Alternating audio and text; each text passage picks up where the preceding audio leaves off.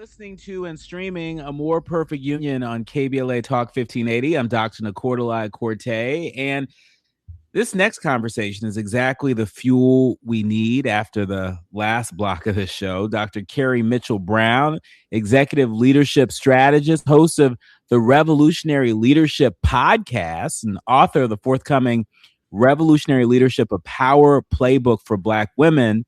Dr. Brown, welcome to A More Perfect Union. Thank you. It's great to be here.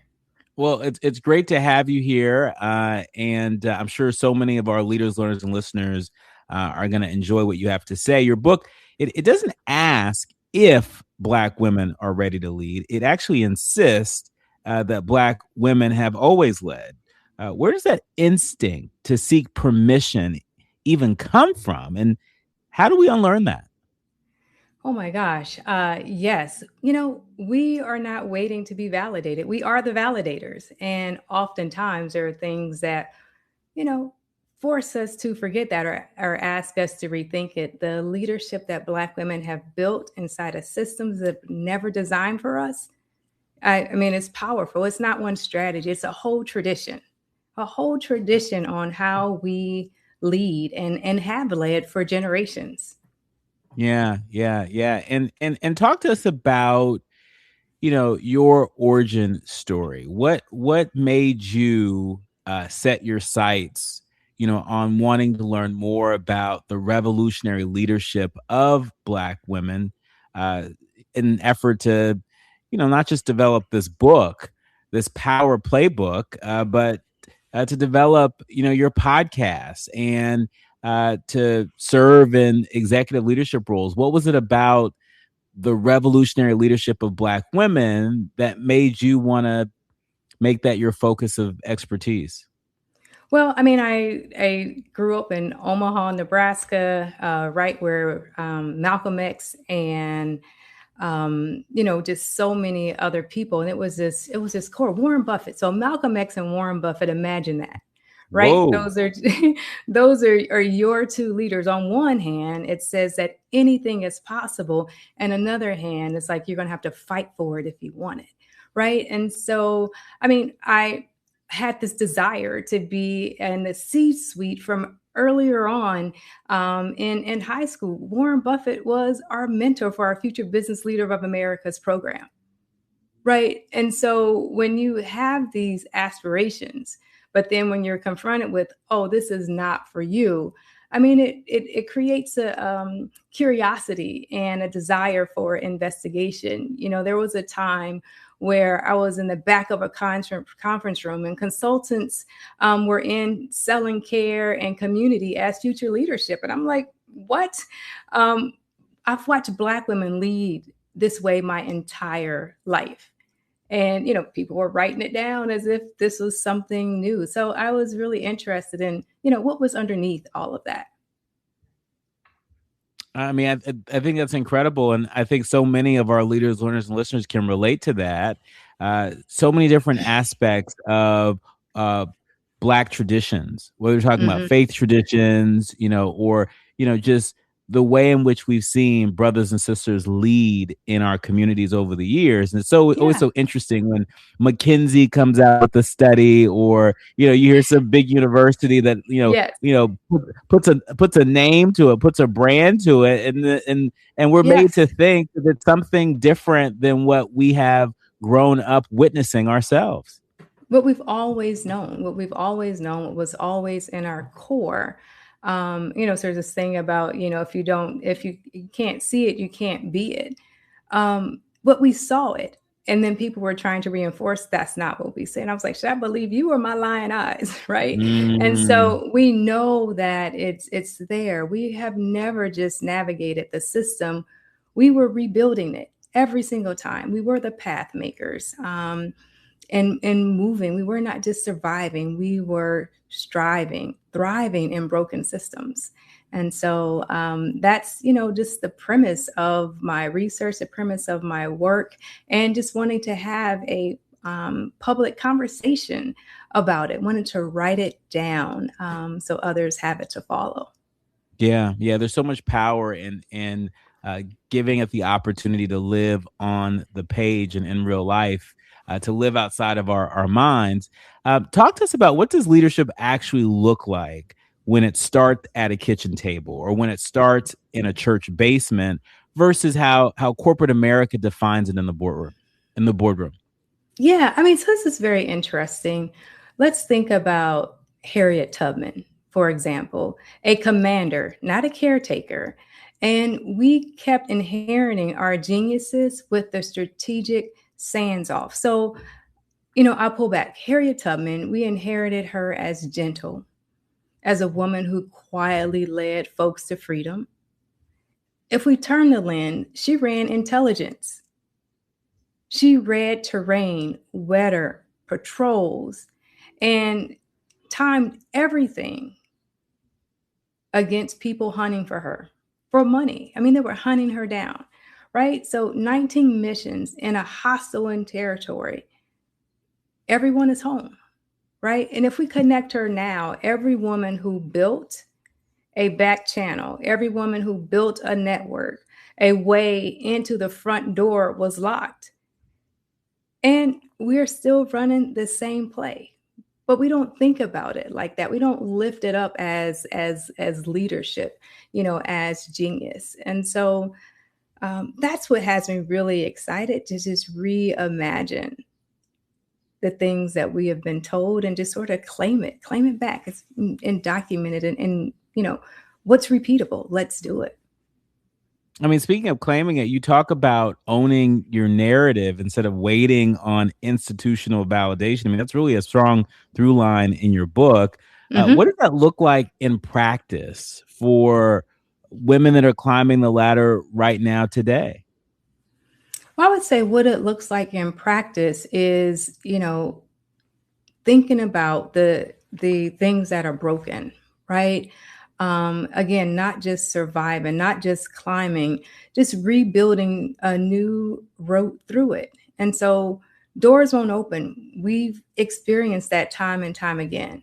She knocks and, cuts away at a new door, right? So maybe it's not a door, maybe it's a window, but then leaves it open behind her, right? And so that's really the center of the book.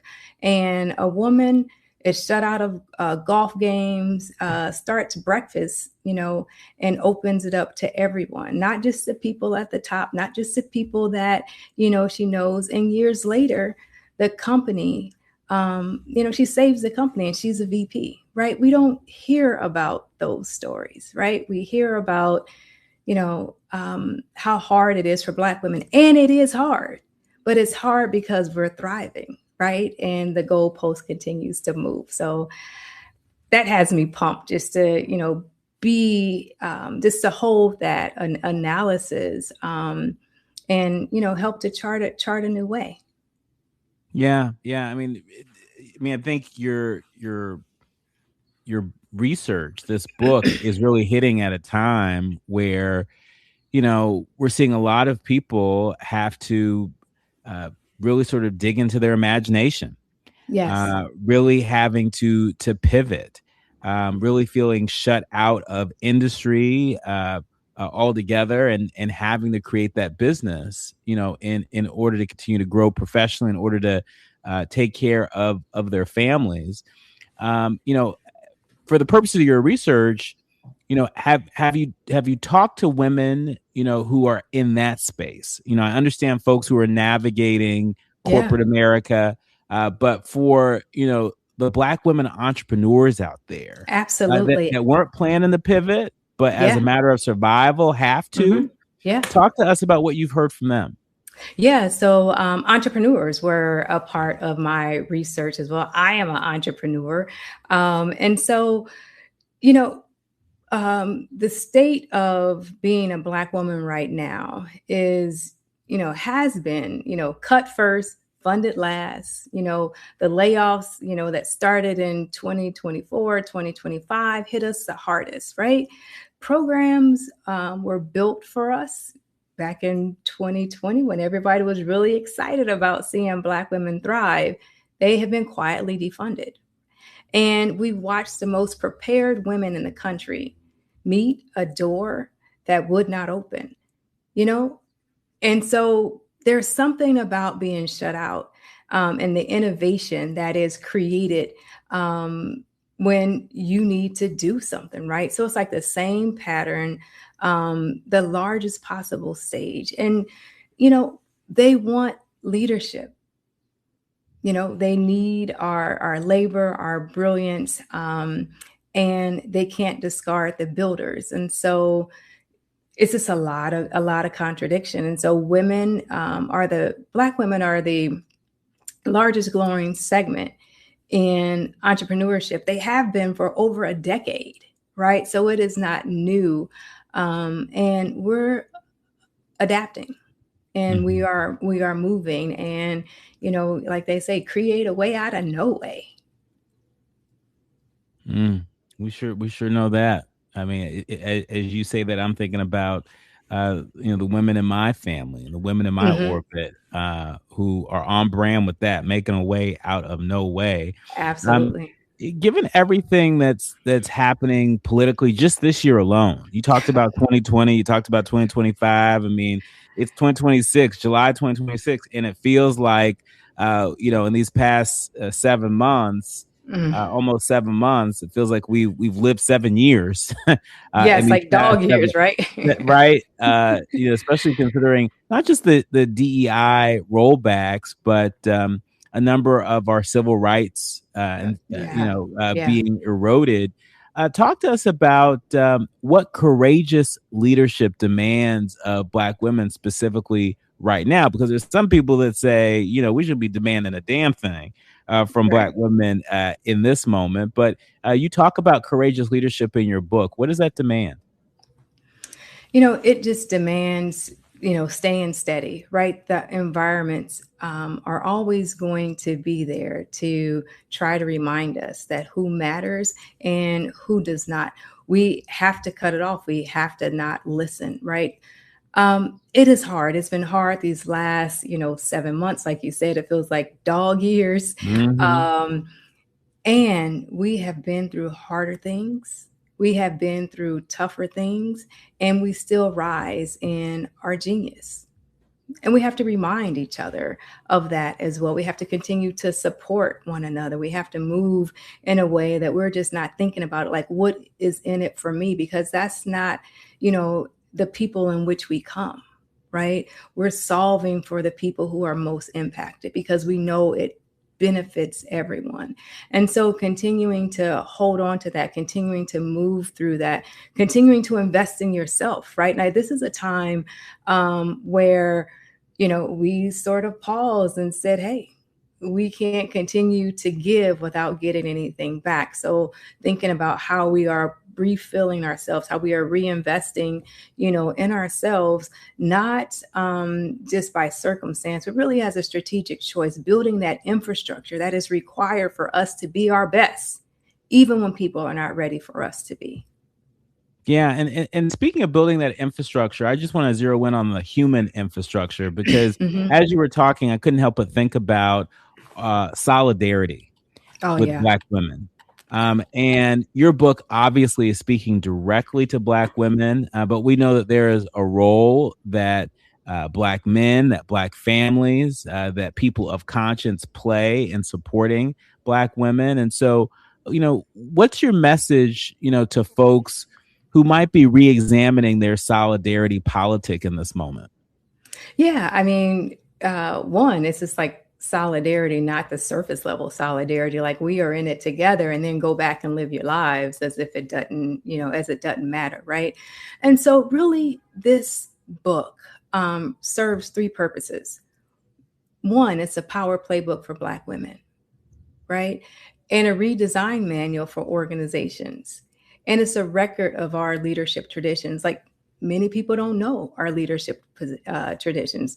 Again, Harriet Tubman, a mother figure, not a badass. And we know that she was, right? And so, there's just a lot of things that people, can do. So we're not talking to the people who are, right there with us, changing those systems as we lead to ensure that once we crack the door open, that, or kick the door open, they're not closing it back. Once we shatter the ceiling, we leave it shattered, not trying to repair it. Mm. You are listening to and streaming A More Perfect Union on KBLA Talk 1580. More when we come forward with Dr. Kerry Mitchell Brown. She is the author of the forthcoming book, Revolutionary Leadership, a power playbook for Black women. She's also host of the Revolutionary Leadership podcast and an executive leadership strategist. More with her when we come forward right here on KBLA Talk 1580. The audience is listening, thought-provoking, eye-opening, heart-rendering. This is where authentic voices meet powerful discussions on culture, community, and change. This is where Black voices matter. He's breaking boundaries, amplifying diverse perspectives, and tackling the issues that matter most to you. You're inside A More Perfect Union with Dr. Nii-Quartelai on KBLA Talk 1580. Are listening to and streaming A More Perfect Union on KBLA Talk 1580. I'm Dr. Nii-Quartelai, and I've really been enjoying this conversation with Dr. Kerry Mitchell Brown. She's an executive leadership strategist, host of the Revolutionary Leadership podcast, and she's also author of the forthcoming book. It's called Revolutionary Leadership, a power playbook for Black women. Dr. Brown, thank you again for being here. Thank you so much. It's a pleasure being in this conversation with you. Yeah. Well, so I'm thinking about our leaders, learners, and listeners who are riding along with us in afternoon drive time at the moment, and particularly for the young women like my nieces who are listening right now, who may be the only one in the room. What's one lesson from the book that my nieces and your nieces and somebody's nieces out there can use today? Yeah, I mean, I talk to a lot of these young women.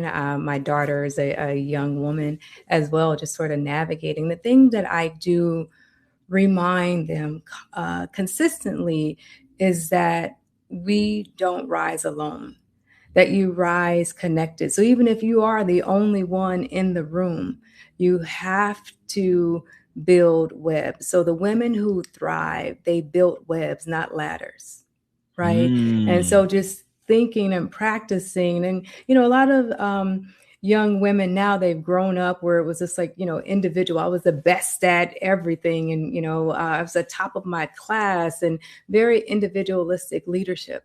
But that's not, how things work. It will become very, very lonely and isolating, and it's not liberating, right? And so just thinking through, how do you build your web?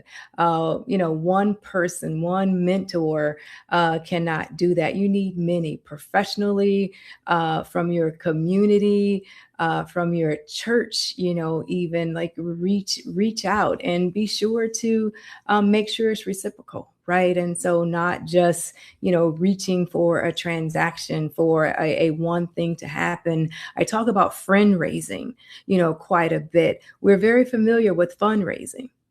Same concept. How do you continue to invest? What's sustainability look like? You're going to need friend raising along the way. People who will lift you up when you need to be lifted, will call you on your stuff when that is necessary. But you have to be, in a process with others so that things are sustainable. If not, you will burn out quick. I mean, that is some sage advice. You over here dropping gems. I love the concept, of webs, building a web, and not so much ladders, because webs are more sustainable, to say the least. And I absolutely love, the idea of us, not being afraid to lift one another up. Look, I got plenty of friends, ain't got no problem calling me, raising money for this and that and Yes, this and yes, that. yes. But it is a total different proposition when it's just about lifting one another up. Hmm. And, at a time like this, where we need more radical imagination, where we need more courage, we need to be lifting up those friends that are demonstrating that and more. Just as a follow up, I'm wondering, what distinction uh, would you make based on your research in terms of how Black women lead versus how Black men lead? Here's the thing. I use a very group specific application because Black women are amazing enough that we don't have to be compared to anyone, right? And again, if we are the benchmark, yeah, there's a lot of um, you know, analysis that I would do in the book that would say, well, this is not built for us. Like these things happen, but we don't have that access. But I really don't compare Black women to anyone else. You know, I I I And I take your point there. I take your point there. uh-huh. But I'm not the first person to say or to observe that Hmm. there are some Black women that, in terms of their leadership, um, people will attribute that to a more masculine presenting style of leadership, Yes. versus what people sort of think of as a more sort of feminine, softer style of leadership. I want to give you an opportunity to sort that out for our leaders, Yeah. learners, and listeners. Yeah, because there was a leadership model, right, that said that these are the things that you do or that you should do without women in, without Black women in mind. And when, Black women would say, be very sure, be very clear and assertive. There are other things that come along with describing, who she is. And when there was care, when Black women did bring care, did bring humanity, did bring curiosity, it was dismissed as soft skills, right? And the interesting thing now is that's what we are teaching the men that we held up that, was the foundation, of our leader, or at least, who people had in mind on what leadership should be. And so, yes, absolutely. There is a difference in, the way they say that we lead between men and women and across the racial divide as well.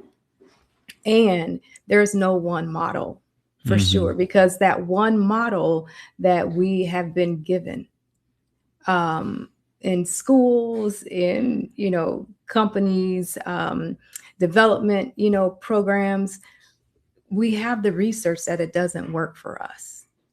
And the research, the evidence is in when we think about how many women are leading at the top of institutions, how many women are leading countries, especially ours in America. I mean, we just recently, went through that. They Yeah. want the leadership we built, and they discard the builders, and that's a contradiction in Yeah. full. Yeah. Yeah. If you could hand every Fortune 500 CEO one page of this book, which page would you hand them, and why that one? There is a chapter on measuring, right, and the measuring um, leadership, or measuring leadership in a way that measures the way that most people sort of show up. One of my new findings in the book is that we're done measuring leadership by how much it costs us to survive. Right. So they're saying, well, this person puts in so many hours, and, they do, long, road trips. They have this massive amounts of work and accountability. But sustainability is not sacrifice. That's one of my newest findings in the book. And it's a shift. The work-life alignment, ranked among the strongest predictors of whether these women counted themselves successful, not higher than a title, not higher than promotion, and community connection ranked right behind it. And Mhm. so there's a lot of, research and analysis in the book on what's required for leading, and also making this assertion that what organizations need now, we have already built and have been practicing it for generations. Mm. Dr. Brown, I've got to ask you, what's a piece of revolutionary leadership that you had to learn the hard way that you wish somebody else had told you a little bit earlier?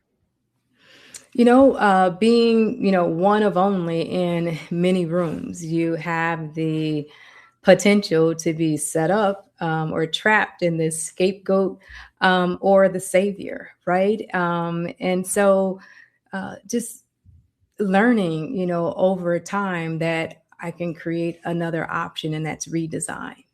And that's, the beginning of my organizational transformation work. And so, I think that is pretty powerful, because we're still in situations where we're one of only, or one of a few.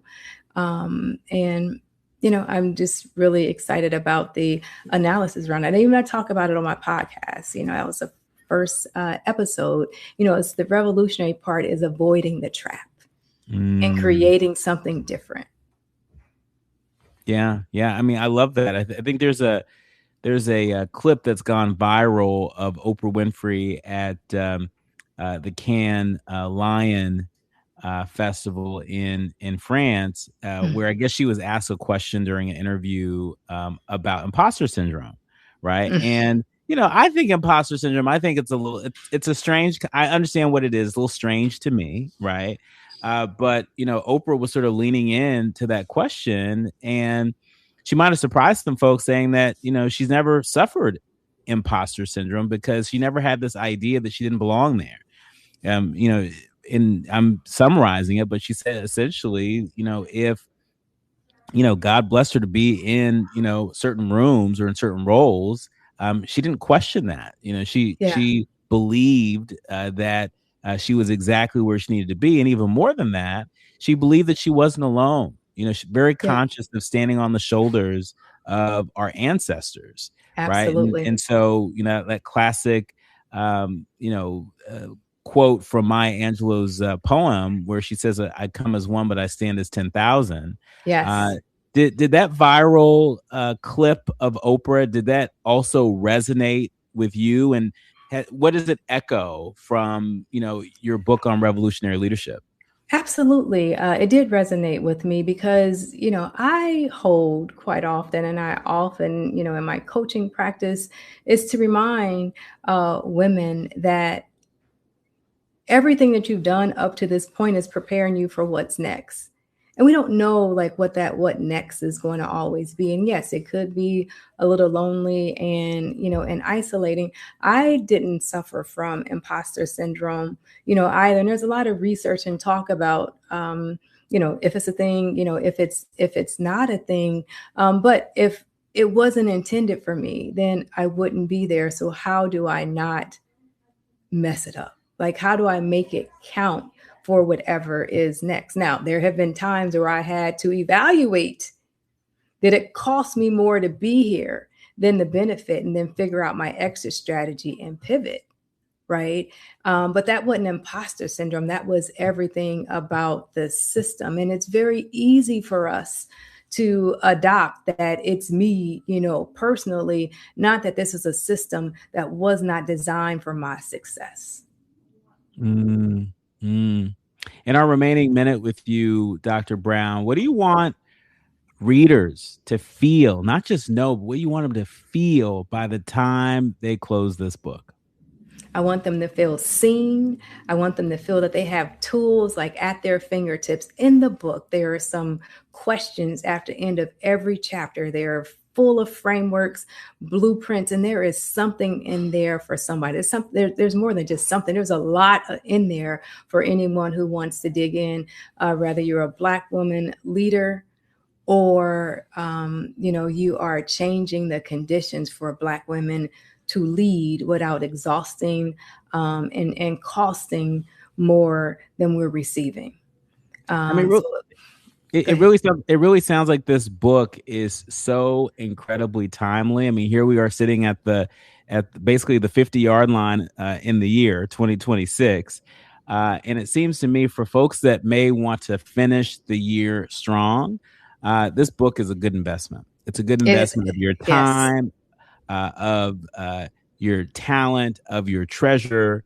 And I really want to encourage people to go out and pick it up. But Dr. Brown, you wanted to say something? No, I was just going to say, it's a source. People can learn from this source, and we're always looking for ways to lead, and that's why it travels. Dr. Kerry Mitchell Brown, author of Revolutionary Leadership, a power playbook for Black women. Where can people go to follow you and pre-order the book? Okay, Revolutionary Leadership, a power playbook for Black women, launches August the 4th. Pre-orders are available now. You can find it and me at revolutionarylead.com.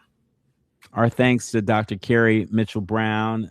Godspeed, and thank you for your work and your witness. Oh, thank you so much for this powerful conversation. Absolutely. You've been listening to and streaming A More Perfect Union on KBLA Talk 1580. The quiet part out loud when we come forward. Thank you, Dr. Brown. Thank you so much. Take care.